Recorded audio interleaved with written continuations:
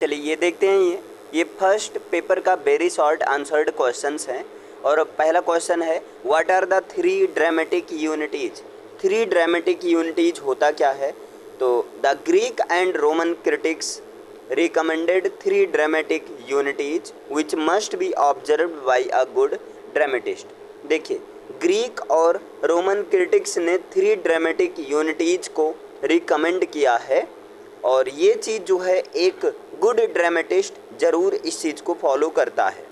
और ये three dramatic unities कौन सी हैं? Unity of time, unity of place और यूनिटी ऑफ एक्शन है।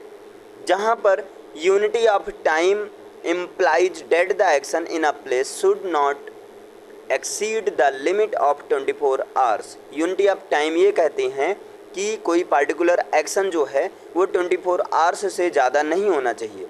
Unity of place means that the scene should not change too often from place to place. और unity of place का मतलब ये होता है कि सीन को प्लेस टू प्लेस चेंज नहीं किया जाना चाहिए।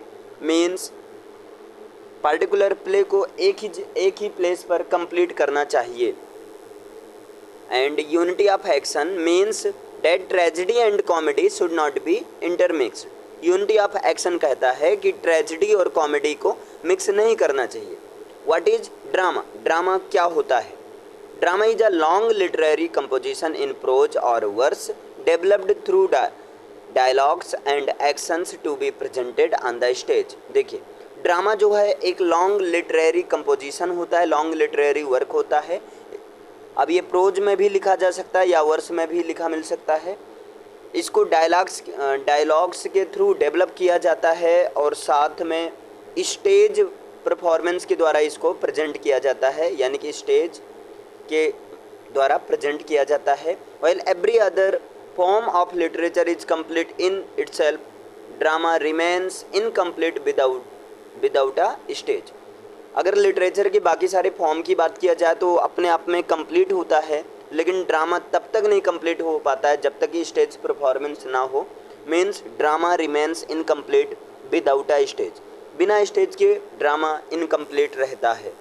नेक्स्ट क्वेश्चन है, क्वेश्चन नंबर 3 है how does Estragon compare himself with Christ. Estragon ने क्राइस्ट के साथ खुद को कैसे कंपेयर किया है? तो देखिए, वैसे इसको सिंपली अगर कहें आंसर तो यही है, Estragon says that there is nothing wrong if one goes barefoot. Estragon कहते हैं कि कोई गलत नहीं अगर कोई पैदल चलता है। Because Christ himself has gone barefoot, क्योंकि क्राइस्ट खुद जो हैं वो नंगे पाँव चलते थे, बेयरफुट चलते थे। He also says that all his life he has compared himself with Jesus. लेकिन देखिए इसका शुरू से Vladimir asks Estragon, Vladimir Estragon से पूछता है what he purposes to do with his boots, कि वो जो है अपने बूट्स के साथ उसका क्या पर्पज है ना, क्या करेगा, क्या पर्पज है उसका, मतलब वो क्या करेगा, है ना, उद्देश्य क्या है अपने बूट के साथ में। Which are rather small for his feet, जबकि वो जो है उसके पैर के लिए उसका शूज छोटा है, तो उस बूट का क्या पर्पज हुआ भाई। Estragon expresses his intention to leave his boots behind there itself. और एस्ट्रोजन कहता है कि जो है उसे वो जूता जो है वो बूट है उसे पीछे ही छोड़ दे। और इस पर एस्ट्रोजन जो है कहता है, मतलब एस्ट्रोजन ने कहा कि वो जो है इस शूज को पीछे ही छोड़ देगा, कोई दिक्कत नहीं है। लेकिन एस्ट्रोजन क्यों ऐसा कहता है? Because Estragon says that there is nothing wrong, इसमें कोई गलत नहीं है। इफ़ वन गोज बेयरफुट, अगर कोई पैदल ही जाता है, bare because Christ himself has gone barefoot, क्योंकि क्राइस्ट खुद जो है नंगे पाँव चलते थे। He also says that all his life he has compared himself with Jesus. और वो कहता है कि वो पूरी लाइफ जो है अपने आप को हमेशा जीसस से ही कंपेयर करता आया है या करता रहा है।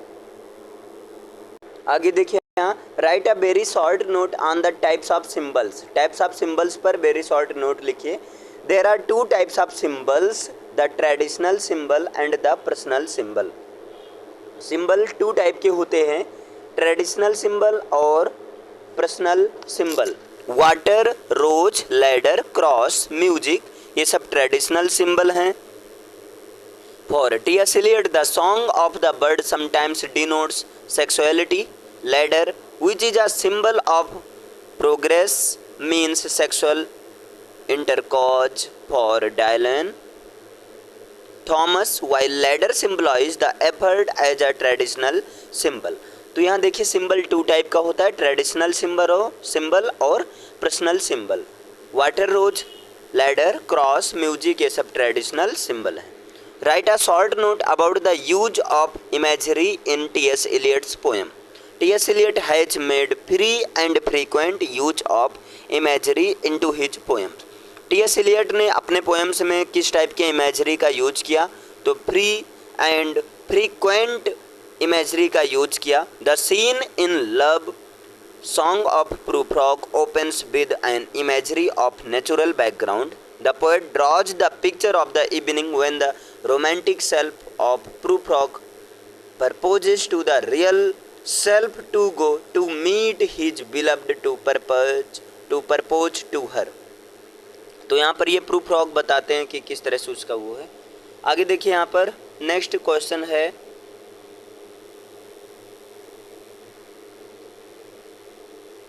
What do you know about Byzantium. Byzantium के बारे में आप क्या समझते हैं?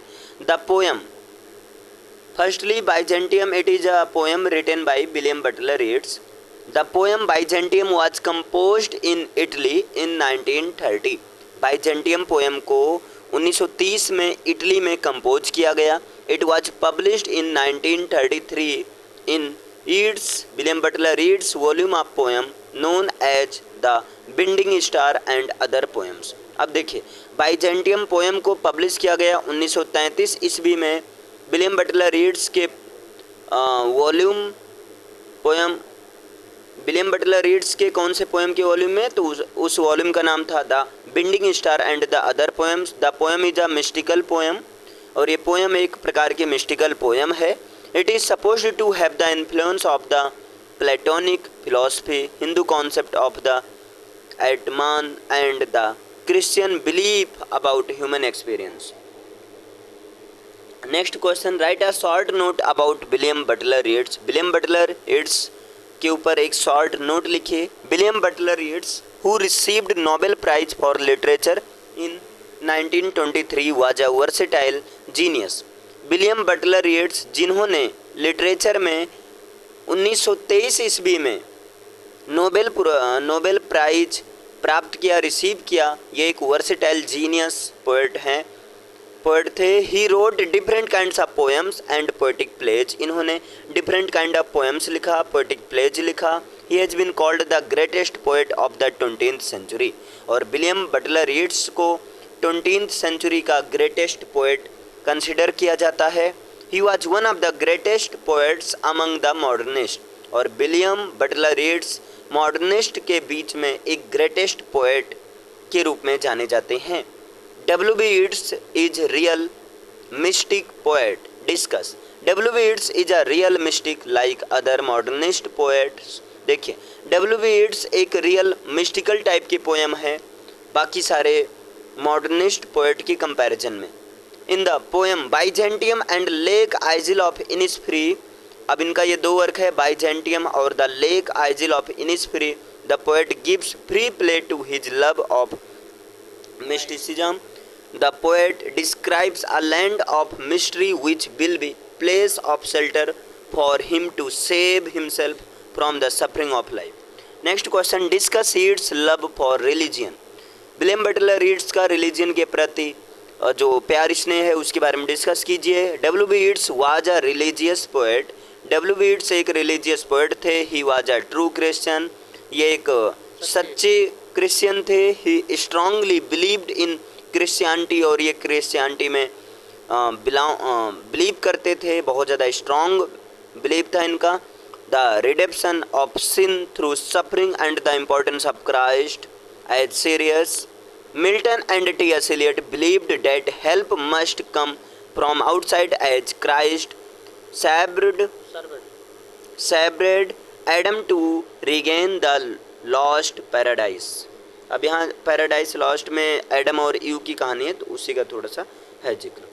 Next, what is the rhyme scheme of the poem Byzantium? Byzantium poem का राइम स्कीम क्या है? Because Byzantium is the poem of 40 lines and Byzantium poem is divided into 5 stanza. Each stanza contains 8 lines.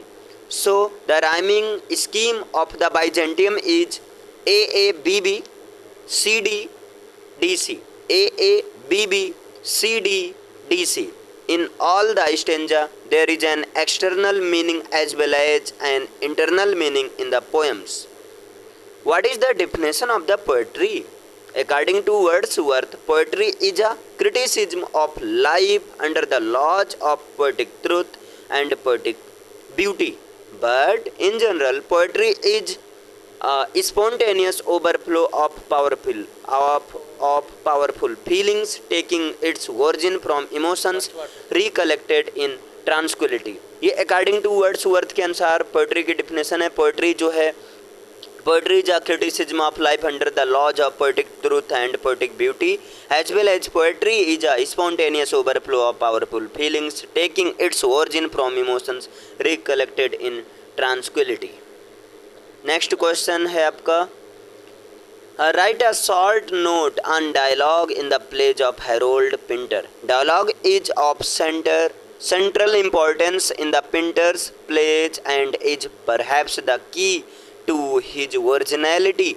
His character's colloquial speech consists of disjointed and oddly ambivalent conversation that is punctuated by resonant silences. The character speech, hesitations and pauses reveal not only their own alienation and the difficulties they have in communicating, but also the many layers of meaning that can be contained in even the most innocuous statements. Next question, what is prophetic note in Yeats poem? Yeats poem में prophetic note क्या है? W.B. Yeats is prophetic note in his poems. W.B. Yeats अपने poems में एक prophetic note की तरह appear होते हैं. Looking to the British customs of the world, the loss of human virtues from the present civilisation, the poet anticipates the birth of a new generation. In the poem he assumes in second coming the birth of a new generation which could be more dangerous than the former one. Write a short note on Tiresias as symbol. Tiresias is a symbol of a noble, God-loving human soul. According to the Upanishad, the soul is sexless. The soul is sexless and without eyes and other external sense organs. It has the power of prophetic vision. According to Eliot, Tiresias is blind and has the power of prophetic of both the sexes. He also possesses the power of prophetic vision. What is the qualities of modernist poetry? The modernist poets are influenced by the following cults. The modernist poetry had the following virtues. One is the cult of myth making. Second, the art of symbolism, the love for religion, the mysticism, esotericism, the love for metaphysical conceits and imagery, the love for contrast. What do you know about Eliot's ambivalent symbols? Eliot के ambivalent symbols से आप क्या समझते हैं? Eliot makes use of ambivalent symbols in his poem. It is coexistence of emotional element of love and hate, likes and dislikes. Water is the symbol of life, regeneration and purification of life. Fire symbolizes destruction. It is the sterile lust of the wasteland. Fire also refers to purification or purgation. What is a problem play? Problem play क्या होता है? The problem play is newly developed dramatic genre This is the newly dramatic genre. It is so called because its central theme is a social, economic, legal, political, or humanitarian problem. This problem is dramatically presented. What is the absurd drama said by Samuel Beckett? Samuel Beckett के according absurd drama क्या होता है? Absurd drama is not a regular dramatic movement like the existentialists and surrealists and the grotesque. Martin Essin rightly calls it a device to make certain fundamental traits which seems to be present in the works of the number of dramatists accessible to discussion by tracing features they have in common. Next question. Describe in brief the theme of time in Waiting for Godot. As the play progresses, time moves fast. जब play चलता है तो वहाँ time बहुत तेज़ी से move होता है, स्पेंड होता है. And the development of the characters, और इसी तरह से करेक्टर्स के डेवलपमेंट होता है, मीन्स करेक्टर्स की एंट्री होती है. But since everything is repeated, लेकिन जैसा कि हर चीज़ें एवरीथिंग इज रिपीटेड, जैसा कि कई सारी चीज़ें रिपीट होती हैं, we feel that time is not moving, तब हमें ऐसा लगता है कि कोई चीज़ मूव नहीं हो रहा है. In this play however the flow of time has stopped, the play is static, the characters static. In fact, everything in the play has stopped. As the situation and dialogues are being repeated, nobody seems to notice it, for everybody has lost his memory. Write a note in brief on the symbolism in Eliot's poetry. In his symbolism, Eliot was very deeply influenced by the French symbolists like Mallarmé.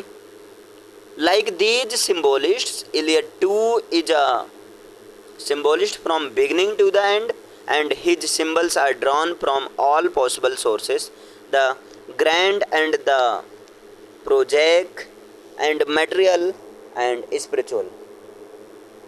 आगे यहाँ देखिए, W.B. Yeats use metaphorical aphorisms. W.B. Yeats ने metaphorical aphorism का use किया, discuss कीजिए. He use this term in his some poem. W.B. Yeats ने metaphorical aphorism का use किया कुछ पोएम में. Yeats used metaphorical aphorisms which are loaded with wisdom. Yeats ने मेटाफोरिकल एफोरिज्म का यूज किया जो कि विजडम से भरा हुआ है. His use of epigram is properly poetic. Here are some noteworthy examples. Some noteworthy examples. यहाँ कुछ एग्जाम्पल है. अब यहाँ देखिए, मेटाफोरिकली एफोरिज्म का एग्जाम्पल क्या है? God is Joy and Joy is God. God is Joy and Joy is God. An aged man is but a paltry thing, a tattered coat upon a stick. What type of symbols Yeats use in his poem?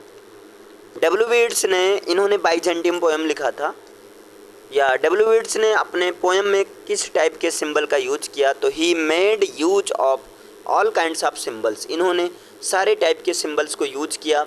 Simple, complex, public and private और personal etcetera. Some of his symbols are, कुछ इनके symbols हैं जैसे rose, falcon, horn, tower, wind and lion.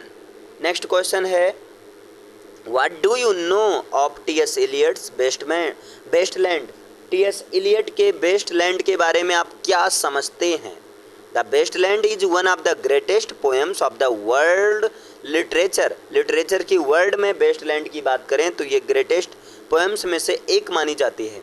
In this poem, इस poem में poet has produced the realities of the contemporary life. इस poem में poet T.S. Eliot ने अपने कंटेम्प्रोरी लाइफ की एक रियलिटीज को दिखाया ही इन्होंने.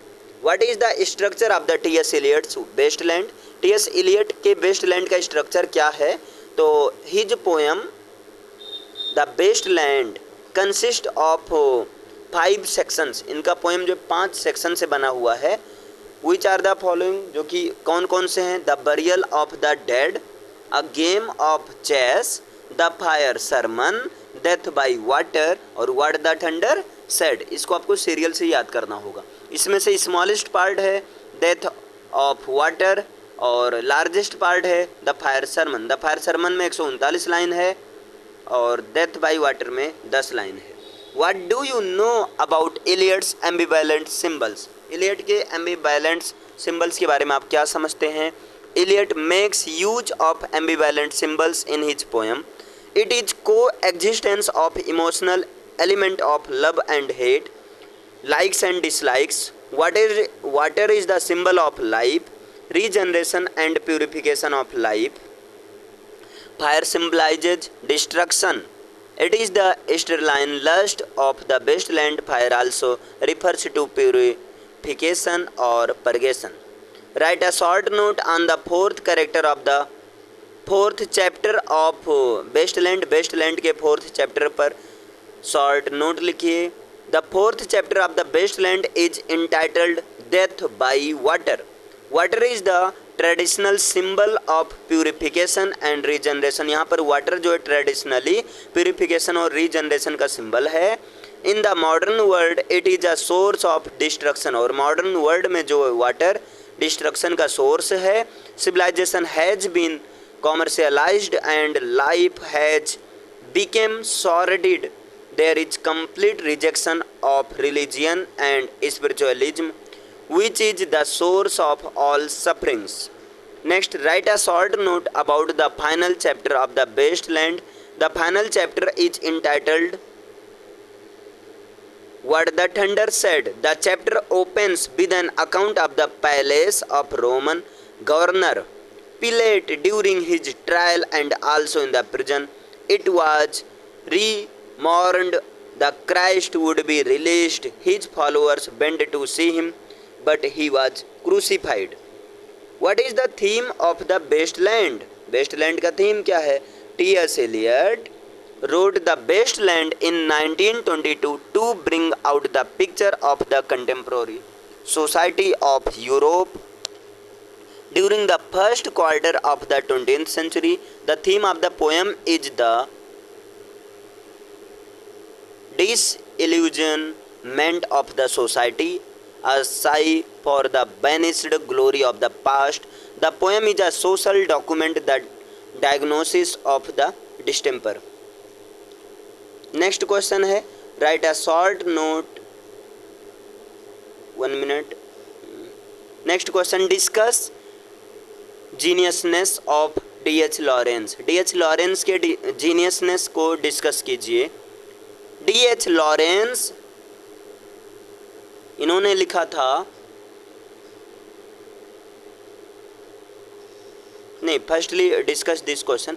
D.H. Lawrence is one of the very greatest for his novels have depth and the range and subtly in the presentation of emotion and experience, and E.M. Forster praised him on his death as the greatest imaginative novelist of our generation. D.H. Lawrence ने Sons and Lovers को लिखा था। Next आते हैं, next question है, what is the autobiographical note in Lawrence Sons and Lovers? The Sons and Lovers represents the picture of the life D.H. Lawrence. Sons and Lovers इसके through, इस play के through D.H. Lawrence की life की picture represent होती है। Most of the situation in Sons and Lovers Sons and Lovers tally with the life and circumstances of the life of Lawrence. What do you know about ordinariness in Larkin's poetry? By ordinariness we mean that Philip Larkin is an anti-modernist poet. He dislikes acute symbolism, mythopoeia, excessive use of far-fetched imagery and conceits. He writes on subjects of commonplace interest. He writes on familiar everyday life. He writes on subjects dealing with everyday realities in the poem Whitsun Wedding. The poet describes the sights witnessed from the railway train going to London. He introduces common scenes, happenings, feelings, and occurrences. In Whitsun Wedding, the wedding bind, the poet describes the first sexual act and also the feelings of those who are deprived of it, as well as those who envy the lot of these newly wedded couples. Write a short note on the title of the poem Wasteland. The title of poem The Wasteland has been inspired by Miss Jessie Weston's book From Ritual to Romance. It refers to a wasteland described in one of the Grail romances. The land was ruled by the Fisher King. He, along with his knights, ravished certain maidens who were guardians of the Grail mysteries. Because of that outrage, he became important and fell ill, and his land became waste. Eliot has represented in his poem the modern materialistic world as the waste land. What is the description of the Ted Hughes, an incredibly prolific poet, translator, editor, and children's book author? Hughes was appointed Poet Laureate in 1984, a post he held until his death. Among his many awards, he was appointed to the Order of Merit, one of the Britain's highest honors. What kind of poet is Ted Hughes? Hughes' earlier poetic work is rooted in nature and in particular the innocent savagery of animals. An interest from an early age, he wrote frequently of the mixture of beauty and violence in the natural world. Who was Jean-Paul Sartre? Jean-Paul Sartre was a French philosopher, playwright, novelist, and political activist, best known for his contributions to एग्जिस्टेंटियलिज्म. अब देखिए, Jean Paul सार्ट्रे ने एक movement दिया था, एक term दिया था existentialism. Existentialism is a philosophical movement that emphasises individual freedom. अब ये एग्जिस्टेंटियलिज्म ये एम्फेसाइज करता है इंडिविजुअल फ्रीडम को, पर्सनल रिस्पॉन्सिबिलिटी को और subjective experience of the existence को. Sartre's existentialist philosophy centers around the idea that existence precedes essence, meaning that individuals are responsible for creating their own meaning and purpose in life. He argued that there is no inherent or predetermined meaning to human life and that individuals must take full responsibility for their actions and choices. What is being and nothingness? One of Sartre's most influential work is Being and Nothingness, published in 1943. In this dense and complex philosophical treatise, he explores the concepts of freedom, consciousness and relationship between the self and the other. देखिए, यहाँ सार्ट्रे का एक poem है being and the नथिंगलेस, जिसको publish किया था इन्होंने 1943 में. इसमें इन्होंने एक्सप्लोर किया है कॉन्सेप्ट ऑफ फ्रीडम को, कॉन्शियसनेस को और relationship between self and other को. Sartre argues that individuals are ultimately responsible for their own actions. Sartre कहते हैं कि पार्टिकुलर पर्सन अपनी एक्शंस के लिए खुद रिस्पॉन्सिबल होते हैं, जिम्मेदार होते हैं, and must embrace their freedom in the face of anguish and the recognition of life's inherent absurdity. In this work, he distinguished between human beings and non-human world. While doing this, he maintained that human existence is intrinsically characterized by nothingness or the hollowness. This phenomena is the capacity of the human being to regale what is present and to contrast it with the possibilities. Who is Seamus Heaney? Seamus हैनी कौन था? सीमस हैनी ने एक poem लिखा casualty. Seamus Heaney is one of the giants of 20th century British poetry. ये 20th century British poetry में से एक ग्रेट पोएट हैं. He was a poet and a translator. He translated book 6 of Virgil's Aeneid. इन्होंने Virgil's Aeneid की book 6 को translate किया. He is also described as a regional poet. इनको regional poet के भी रूप में डिस्क्राइब किया जाता है. आ ट्रेडिशनलिस्ट भी कहते हैं.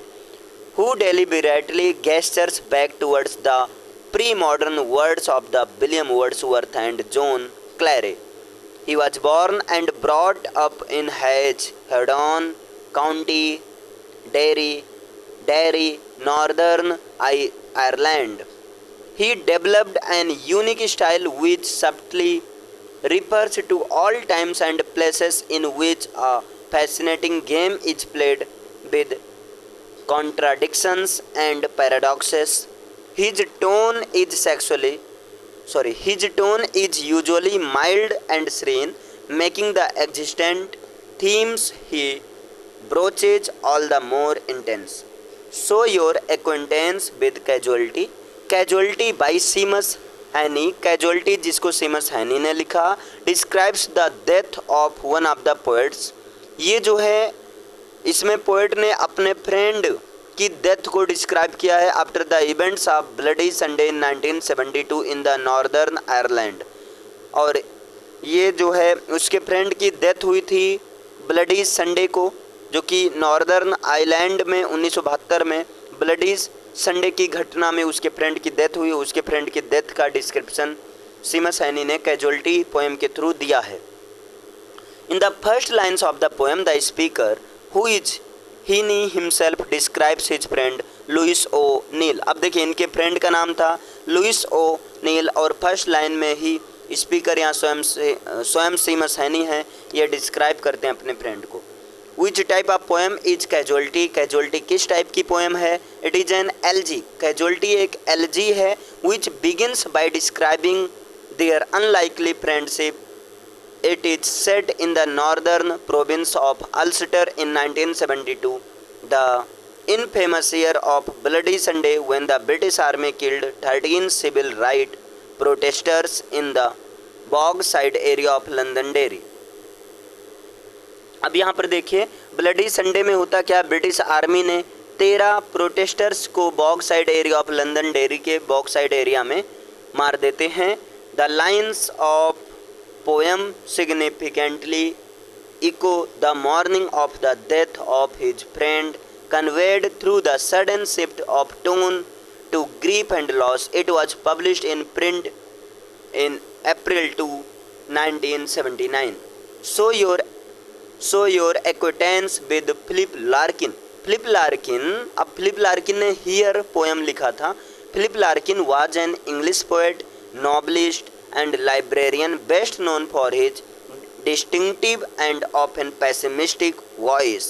Considered one of the leading figures in the post-war British poetry, Larkin's work explored themes of death, love, loneliness, and disappointments of everyday life. Justify Hawk is an animal poem.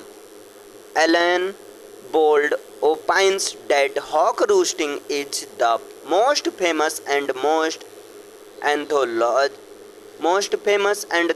anthologized of the Hughes Animals poem, and he gives us an excellent synopsis of it. This poem begins with the hawk defining his nature. The hawk has his eyes closed, but his body is still alive to instinct. He has none of man's falsifying dream, no vision of the world. Hawk is pure function. Food is for consumption, not for thought. In his case, I sit. अब देखिए hoc roasting की starting poem है. I sit in the top of the wood, my eyes closed, in action, no falsifying, dream, between my hooked head and hooked feet, or in sleep, rehearse, perfect kills and eat. Discuss animal imagery in hawk roosting. In the poem Hawk Roosting, it is the fierceness and cruelty of the hawk which are emphasized. The allotment of death is his privilege, so tear of heads is a routine performance by him. He is an arbiter of life and death. Ted Hughes described the killer hawk in this kind of metaphysical style, which is quite safe in the entire gamut of English literature.